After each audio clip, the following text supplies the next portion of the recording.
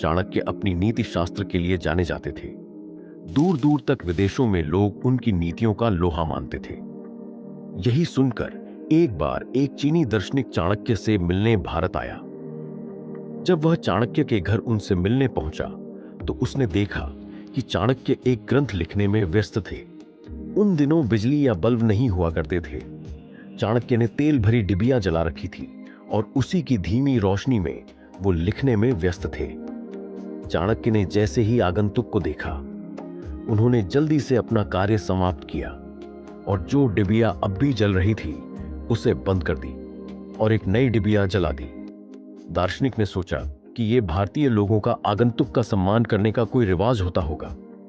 उसने जिज्ञासावश चाणक्य से पूछा कि आपने जलती डिबिया को बंद क्यों किया और फिर से नई डिबिया जलाने के पीछे क्या कारण है? क्या यह आपके धर्म में कोई रिवाज है? चाणक्य ने हंसते हुए जवाब दिया, नहीं श्रीमान, यह कोई रिवाज या धर्म का हिस्सा नहीं था।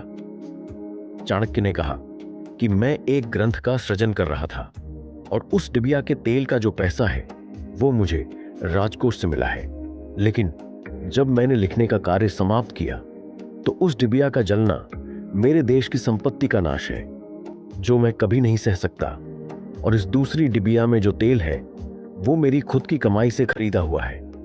मैं अपने स्वयं के कार्य के लिए देश की संपत्ति का हनन नहीं कर सकता। इतना सुनकर चीनी दार्शनिक चाणक्य के आगे नतमस्तक हो गया कि धन्य है ये देश, भारत, जहां इतनी महान सोच वाले व्यक्ति रहते हैं। इसीलिए भारत को जगत गुरु कहने में कोई दो राय नहीं है। अगर कोई इंसान चाणक्य के बताए हुए मार्ग पर चले तो उसे दुनियाओं की कोई भी परेशानी सफल होने से नहीं रोक सकती।